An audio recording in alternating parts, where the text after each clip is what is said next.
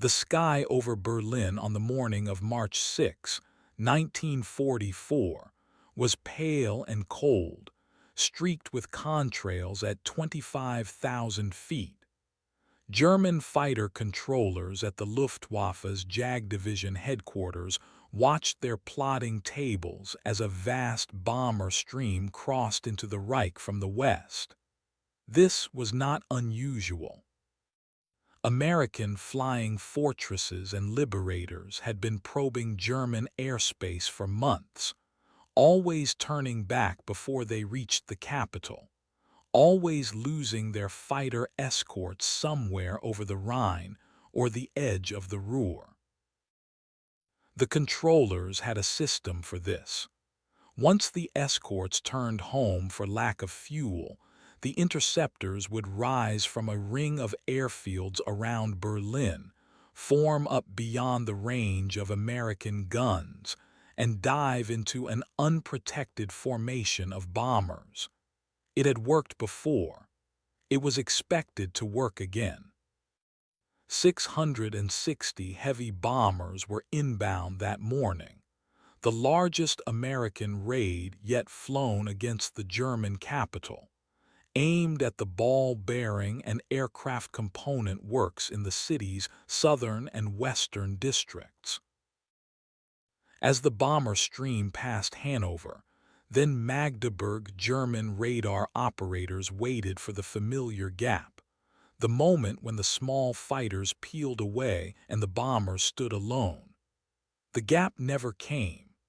Instead, silver fighters with black spinners and long noses stayed locked to the formation, weaving above and beside the bombers mile after mile, past every checkpoint where escort had always ended before.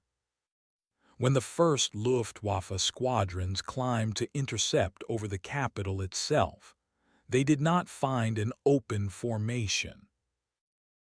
They found American fighters waiting for them, in the skies directly above the city that housed the Reich Chancellery, the Air Ministry, and Hermann Göring's own office.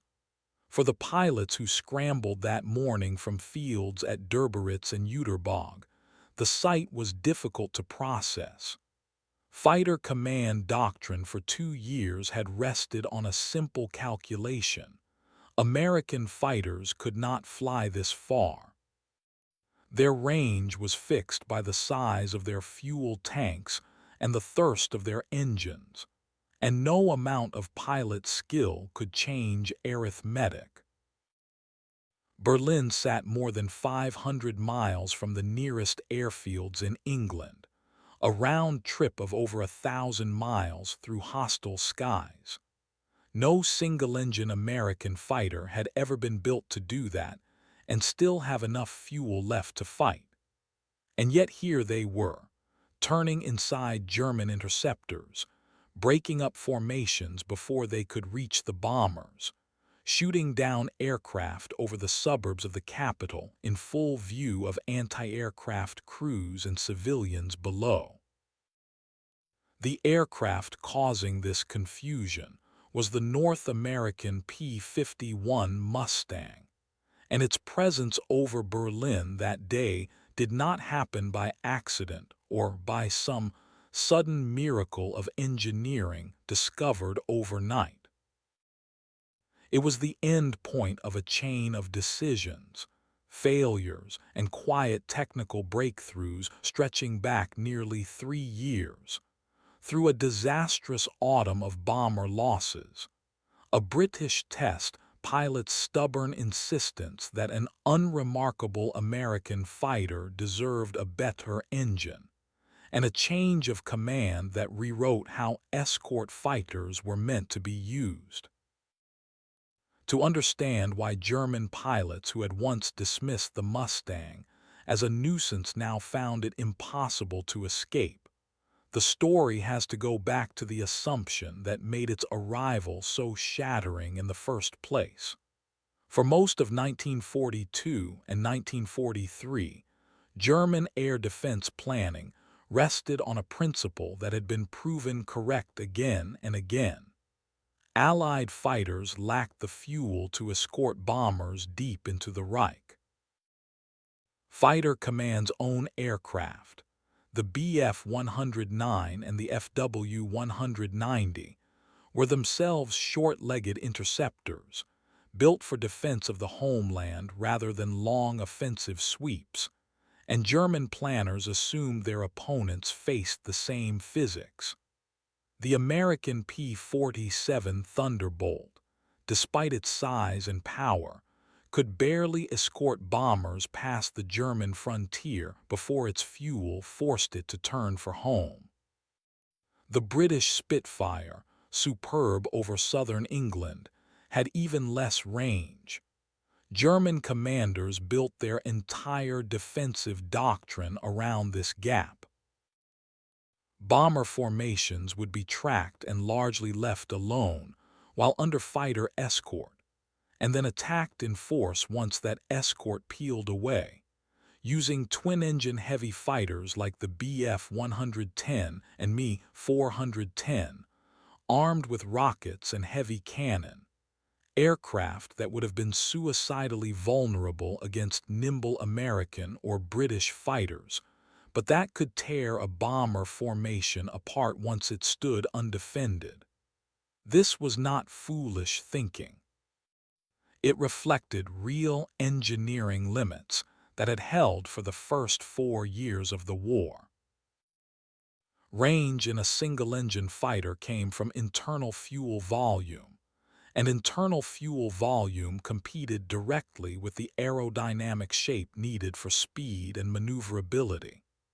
Every additional gallon of fuel meant more weight, more drag from added tankage, and a heavier aircraft in a dogfight. German designers had made their own choices in this trade-off, favoring climb rate and firepower for home defense over range they did not think they would ever need. Their intelligence services, watching Allied fighter operations through 1943, saw nothing to contradict the assumption. American fighters turned back at predictable points, and German controllers came to treat those turnaround lines almost like a fixed border on the map, a place beyond which the bombers were, for practical purposes, alone.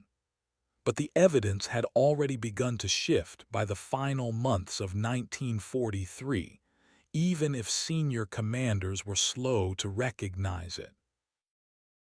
In December 1943, a new American fighter group, the 354th, began flying an unfamiliar aircraft over France and the western edge of Germany.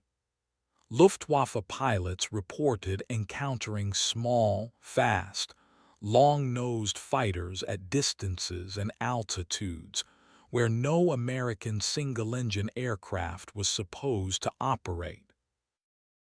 Some of these reports were dismissed by more experienced officers as cases of mistaken identification, aircraft confused for late-model Spitfires or misjudged distances that made ordinary escort fighters appear farther from home than they actually were. Fighter pilots at the front, however, described something different. Aircraft that stayed with the bombers well past the point where Thunderbolts always turned around, and that fought with an unfamiliar aggressiveness once they did. These early sightings created a strange gap between frontline experience and headquarters assumption. Individual pilots filed reports describing an American fighter behaving in ways the intelligence briefings said were impossible, and those reports moved slowly, filtered through officers who had spent 2 years correctly predicting exactly when American escort would vanish. The mismatch between what was being seen in the cockpit and what was being assumed at headquarters would not be fully resolved until the aircraft appeared in numbers too large to explain away. But by early 1944, the warning signs were already accumulating in unit records. even as the wider Luftwaffe command structure continued to plan around the old range calculations. The aircraft responsible for these reports had begun its life as something almost unremarkable.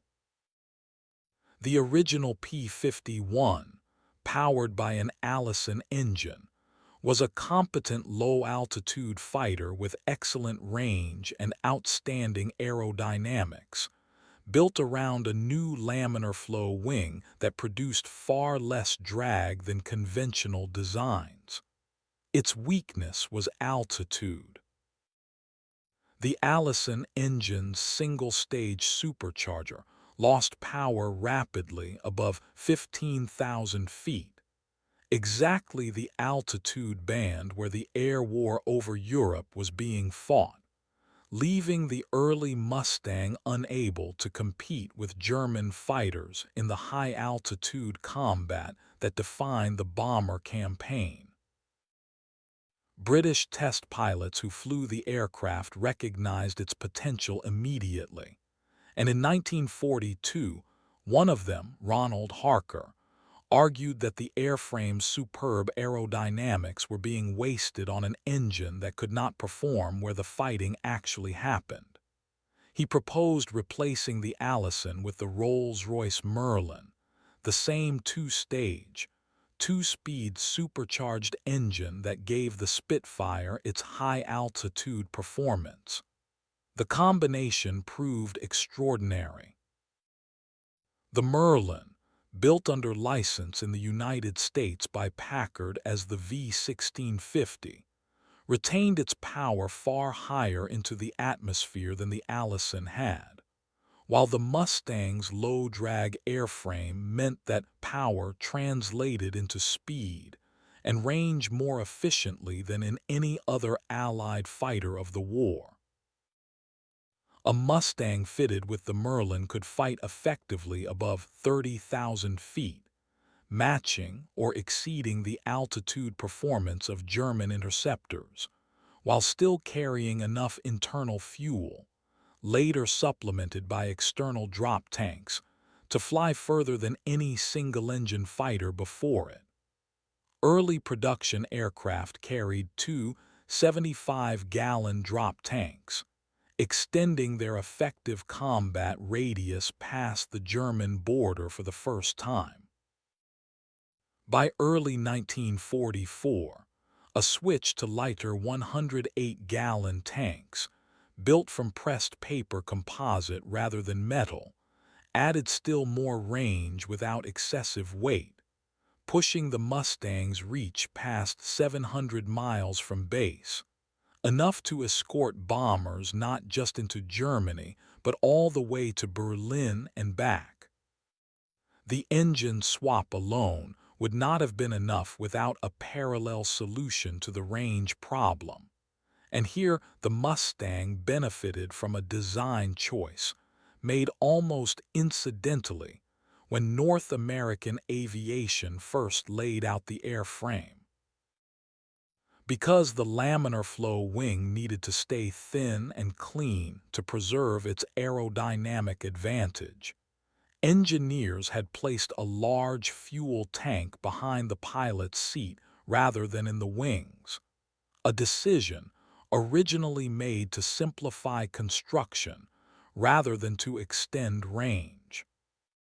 That fuselage tank, combined with the wing tanks and the external drop tanks added once long-range escort became a priority, gave the Mustang a fuel capacity that dwarfed anything a Spitfire or a Thunderbolt could carry without crippling its performance. Pilots did have to manage the extra weight carefully, burning down the fuselage tank first before it degraded the aircraft's handling in a turn, a routine that became second nature, but that also meant a Mustang was, for the first portion of any long mission, a less nimble aircraft than it would become once that tank ran dry. None of this was invisible to the men flying it. Pilots learned to treat the early minutes of a long escort mission with particular caution, aware that the fighter beneath them was still carrying fuel it needed for the flight home, rather than for a dogfight it might be forced into early. The reason this modification mattered so much came down to a simple relationship. The Luftwaffe's defensive doctrine had never had to account for. Range determined not just how far a fighter could fly, but how long it could protect a bomber formation, and that protection determined whether the concentrated interception tactics German controllers relied on could still work. As long as escort fighters turned back at a predictable line, German heavy fighters could mass their attacks in the safe airspace beyond it. Once escort could follow the bombers to the target and back, that safe airspace disappeared, and with it the entire tactical foundation the Luftwaffe's home defense had been built on for 2 years. The breakthrough was not simply that a fast fighter had become available. It was that the specific gap in Allied capability the German air defense system depended on had quietly closed, and closed with an aircraft cheap enough and simple enough to build in large numbers. The Merlin-Mustang combination did not appear out of comfort or convenience. It arrived because of a catastrophe the previous autumn that had made the need for long-range escort undeniable.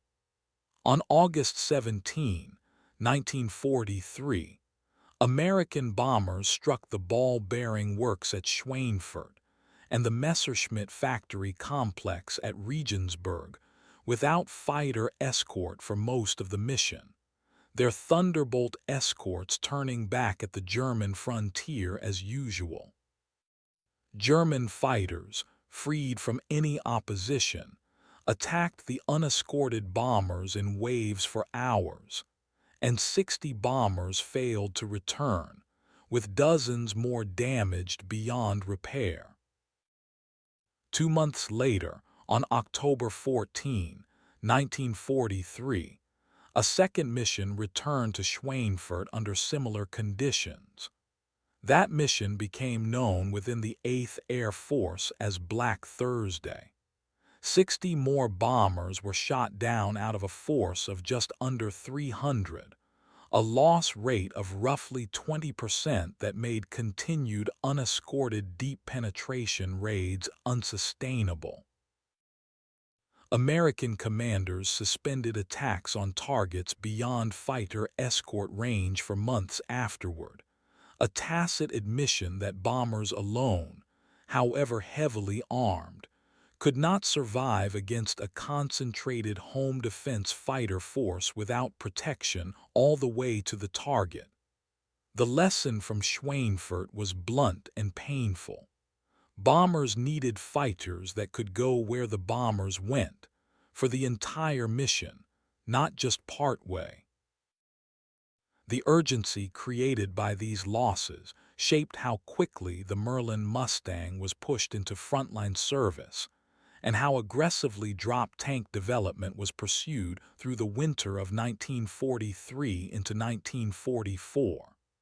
The aircraft that appeared over Berlin in March was, in a very direct sense, a response to the blood already spent over Schweinfurt 5 months earlier. Getting the new fighter into position to change the campaign required more than an engine swap. It required a change in how escort fighters were used at all, and that change came from a new commander. In January 1944, Lieutenant General James Doolittle took command of the 8th Air Force. Doolittle recognized that even with the Mustang's extended range, the standard escort doctrine of keeping fighters tied closely to the bomber formations was wasting the aircraft's greatest advantage. Under the old approach, escort pilots stayed near the bombers defensively, reacting to German attacks rather than preventing them, and rarely pursued damaged or retreating enemy fighters back toward their own airfields. Doolittle ordered a change.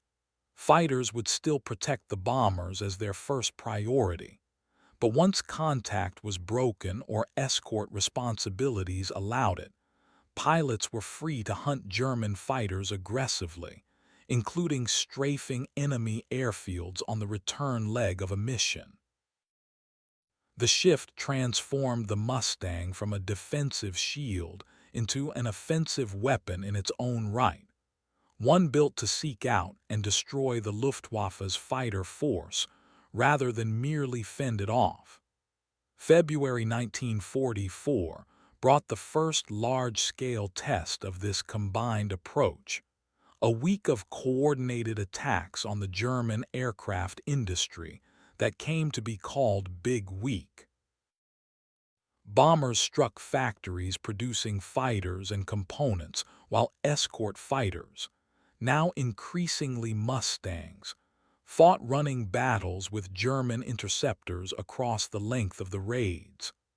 The strategic aim was to force the Luftwaffe fighter force into the air and grind it down in the process, and the escort's new mandate to pursue rather than merely defend made that attrition possible in a way it had not been before.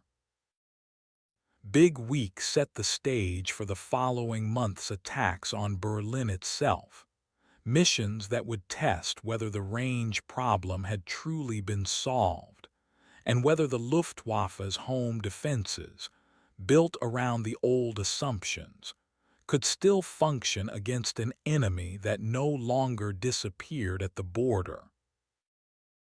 An initial, weather-disrupted attempt to bomb Berlin on March 4 saw only a small portion of the intended force reach the city, escorted part of the way by Mustangs of the 4th Fighter Group, the first time American fighters had been seen over the German capital at all.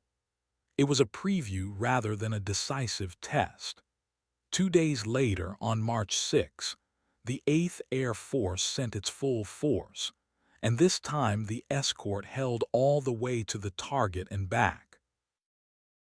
The scale of that mission and its outcome made clear that the earlier sightings German pilots had dismissed as misidentification were, in fact, the beginning of something that could no longer be explained away.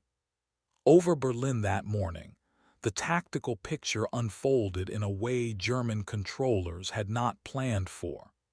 As the bomber stream approached the city, German fighter units scrambled in strength, expecting the usual opportunity to strike an unescorted formation.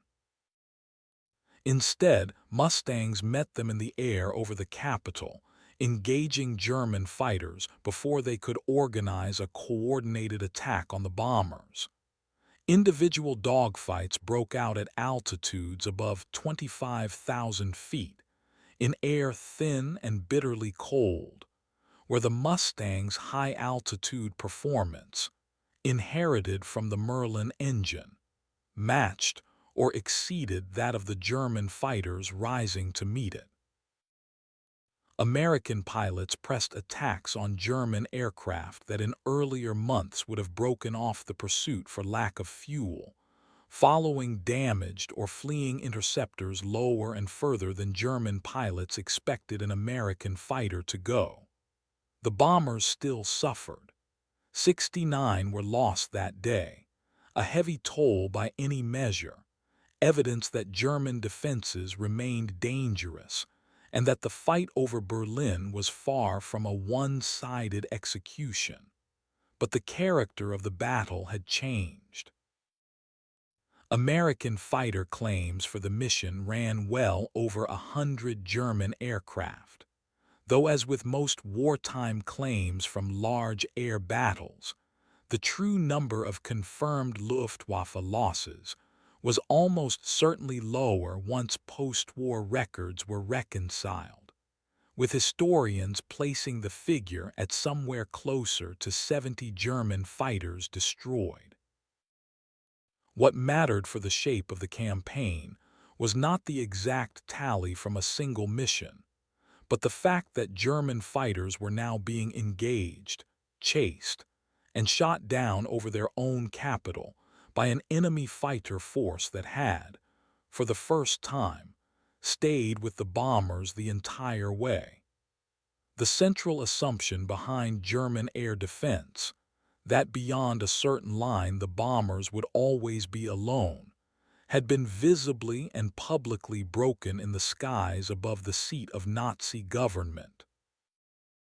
Behind the dogfights themselves, the mission of March 6 had been shaped by weeks of preparation that most of the men flying it never fully saw. Planners at 8th Air Force Headquarters had studied the routes German controllers habitually used to mask their interceptors, choosing an approach that would force the Luftwaffe to commit fighters early rather than waiting for a predictable gap in coverage. Fighter groups were assigned staggered relay points along the route, so that as one squadron's fuel ran low it would be replaced by another, rather than leaving any stretch of the bomber stream briefly unguarded, a scheduling problem that required precise timing across hundreds of aircraft taking off from dozens of separate fields in England. Weather over the North Sea and the German coast remained uncertain until the last hours before takeoff, delaying the final go order and forcing crews to sit in their cockpits on cold runways waiting for confirmation the mission would proceed. Ground crews had spent the preceding night checking engines, ammunition belts, and the fittings on the new paper composite drop tanks, aware that a failed tank release or a fuel leak at altitude could strand a pilot deep inside German airspace with no way home. For the pilots themselves, briefings that morning carried a different weight than earlier missions. Berlin was not simply another target. It was the place every earlier mission had been building toward, the test of whether the range problem had truly been solved, or whether the Mustang's promise would collapse under the pressure of the Luftwaffe's home defenses at their strongest. The reaction within the Luftwaffe's command structure came in stages, moving from confusion to grudging acceptance over the following weeks. Frontline pilots and unit commanders, who had already seen Mustangs deep over France and Western Germany in isolated encounters months earlier, now had confirmation in the most visible possible setting. Adolf Galland, the general of the fighter arm responsible for the Luftwaffe's day fighter force, had spent months warning his superiors that pilot losses were becoming unsustainable, and that the American fighters accompanying the bombers were both more numerous and more capable than earlier assessments had allowed. The events of March 1944 strengthened his position within internal Luftwaffe debates, even as broader strategic decisions about aircraft production and pilot training remained slow to adjust. Post-war interrogation records attribute to Hermann Göring, the Reichsmarschall in command of the Luftwaffe, a remark that, when he saw American fighters over Berlin, he understood the war in the air was lost, a comment historians have cited cautiously given its origin in post-war testimony rather than a contemporaneous record, but one that nonetheless reflects how thoroughly the March raids undermined confidence at the highest levels of German air power. What began as a shock delivered in a single afternoon over Berlin became, over the following months, a structural crisis for the entire German air defense system. Continuous long-range escort meant German fighters faced American opposition on every leg of every major raid, not just near the target. That constant exposure produced steadily rising Luftwaffe pilot losses. Through the spring of 1944, losses concentrated disproportionately among the force's most experienced flyers, the pilots most likely to engage aggressively, and most valuable as instructors for the next generation of replacements.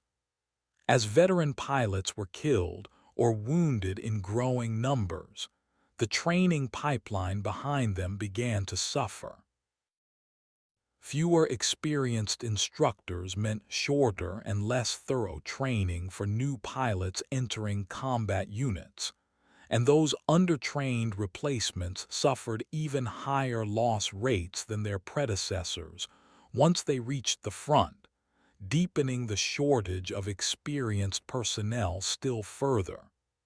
This decline in pilot quality did not happen in isolation. Beginning in the late spring of 1944, American and British bombing campaigns turned increasing attention to Germany's synthetic fuel plants and refineries, including the heavily defended facilities around Ploesti and the domestic coal hydrogenation plants that supplied the Luftwaffe's aviation fuel. As fuel production fell under sustained attack, the Luftwaffe faced a shortage that further curtailed training flights, since every gallon devoted to instructing new pilots was a gallon unavailable for combat operations. The result was a compounding spiral. Fewer experienced pilots meant worse training for replacements. Worse training meant higher losses among those replacements, and fuel shortages meant even the reduced training that remained possible could not be sustained at earlier levels. Long-range escort had not simply won a single battle over Berlin. It had opened German airspace to sustained attack on the industrial base the Luftwaffe depended on, and that access accelerated a decline the fighter force could not reverse.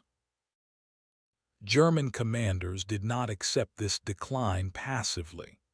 Specialized formations known as Sturmgruppen were created, flying heavily armored Focke-Wulf 190s fitted with thicker cockpit glass and additional armor plating, armed with powerful 30mm cannon, intended to destroy a bomber with a handful of hits rather than the sustained bursts earlier armament required.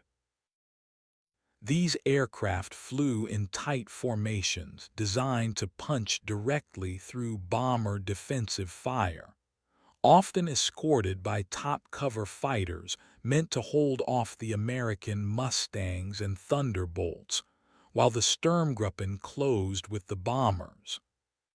The tactic produced real, if temporary, success against bomber formations in mid-1944, but it depended on the top-cover escort successfully holding off American fighters. And as American numbers and pilot experience grew through the summer, that top cover became increasingly difficult to maintain. Other responses followed. New jet-powered aircraft, most significantly the Messerschmitt Me 262, offered a genuine technical answer to Allied fighter superiority, flying far faster than any propeller-driven opponent. But the jet arrived too late and in numbers too small to reverse the broader trend, hampered by fuel shortages, production disruption from Allied bombing, and a chronic lack of pilots experienced enough to exploit its advantages fully. By the final months of the war, Some German units resorted to organized ramming attacks against American bomber formations, a measure that reflected less a tactical innovation than the exhaustion of conventional options. Behind these institutional responses lay a deepening human toll that statistics alone cannot fully convey. German pilots who had entered the war as confident, well-trained veterans watched their squadrons fill with replacements who sometimes had fewer than 100 hours of flight time before facing combat, a fraction of the training that pre-war Luftwaffe pilots had received. Veteran flyers described a growing sense that the war in the air, once a contest between broadly comparable forces, had become something closer to a slow bleeding out, with each mission draining pilots the training system could no longer replace in kind. On the American side, the change brought its own relief mixed with continued danger. Bomber crews who had endured the terror of unescorted missions through the autumn of 1943 found their odds of survival improving steadily through 1944, even as individual missions remained lethal, and the psychological burden of sustained combat did not disappear simply because loss rates fell. Ground crews on both sides worked in the margins of this shift as well, German mechanics struggling to keep aircraft flying with dwindling fuel and spare parts, American crews turning around fighters for missions that stretched further into enemy territory than anyone had planned for a year earlier. Commanders on both sides faced a version of the same problem from opposite directions. Luftwaffe squadron leaders had to send pilots with only a fraction of pre-war training hours into combat against opponents who were, by 1944, often flying their second or third full combat tour, a mismatch in experience that no amount of individual courage could fully offset. Some of these young pilots survived only a handful of missions before being shot down, a pattern that unit records from the period described with increasing frequency as the year went on. Surviving German veterans who wrote or spoke about the period afterward described a growing awareness among experienced flyers that they were training replacements who would likely not live long enough to become experienced themselves, a recognition that weighed on men who had once mentored pilots with the expectation that most would develop into capable, long-serving members of their squadrons. American fighter and bomber crews, meanwhile, carried their own burden even as their statistical odds of survival improved. Many had joined their groups during the worst months of 1943 and remembered friends lost over Schweinfurt and other early deep penetration raids. The improving loss rates of 1944 did not erase that memory, and new arrivals to veteran squadrons often found themselves absorbed into units that had already been rebuilt once or twice over from among decimated ranks. For families on both sides of the North Sea, the practical meaning of these numbers arrived not as statistics but as telegrams, missing in action notices, and, increasingly on the German side as the year wore on, silence from sons and brothers whose training had been cut short by a shortage of fuel, and instructors that no one at the squadron level had the power to fix. The scale of the change becomes clearest in the numbers that followed the Berlin raids through the rest of 1944. Bomber loss rates on major missions, which had reached close to 20% during the worst days of unescorted deep penetration raids in 1943, fell to a small fraction of that figure by the autumn of 1944, with many missions losing well under 2% of the attacking force. The Mustang's combat radius, which had been roughly 300 miles at the start of 1944, extended past 700 miles with external tanks by the spring, enough to escort bombers to virtually any target in Germany and return. German fighter production actually rose through 1944, exceeding 25,000 aircraft for the year as factories dispersed into forests and underground facilities to escape bombing. But rising production could not compensate for a collapsing supply of trained pilots to fly the new aircraft, a mismatch that left many late-war German fighters grounded for lack of qualified crews rather than lack of airframes.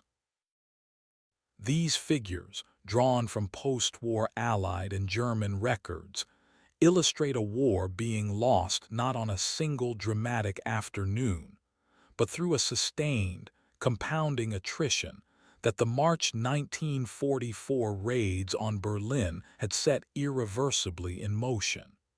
No single technology or tactic produced this outcome by itself.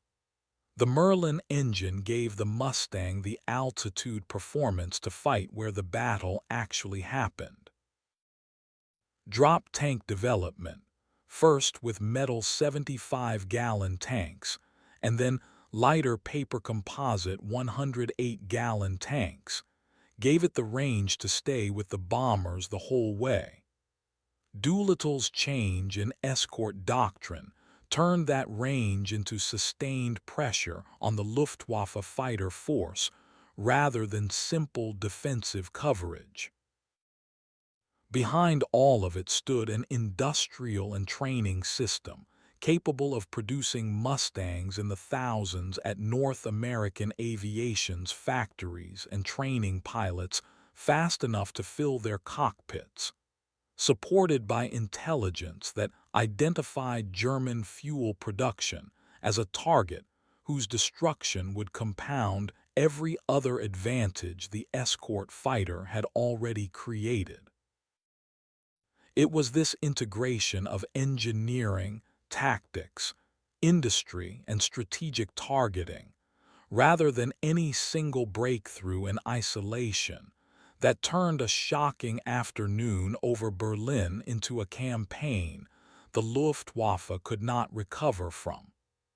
The consequences reached well beyond the summer of 1944.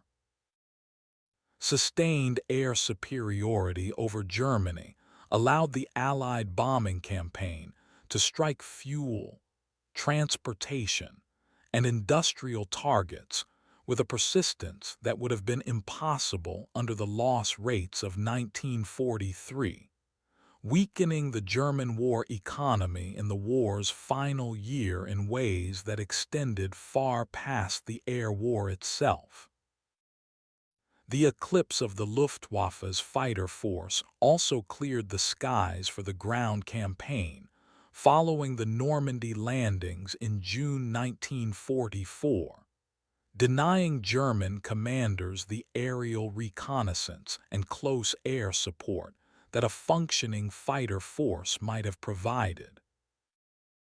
In the post-war years, the lesson of the long-range escort fighter became a foundational principle of American air power doctrine, shaping the design of jet-age fighters built explicitly around the idea that air superiority required aircraft able to accompany strike forces to any target and return, a concept the Mustang had proven under the hardest possible conditions in the skies over Berlin. The Mustang itself outlived the war that made it famous, serving with distinction in Korea and with air forces around the world for decades afterward. Its reputation built less on any single engagement than on the months in 1944, when it closed the gap German air defense had depended on since the war began. The pilots who flew against it in the spring of that year, men who had once dismissed reports of long-range American fighters as exaggeration or error, spent the rest of the war watching their own force shrink under a pressure they had once believed geographically impossible to sustain. The skies over Berlin that had seemed, in early 1944, permanently beyond the reach of American fighters, became by year's end a place where German aircraft rose to meet an enemy they could neither outrun nor avoid. What had looked, on the morning of March 6, 1944, like an impossible sight above the Reich's capital was, by the time Germany surrendered a little over a year later, simply the way the air war had always been meant to end.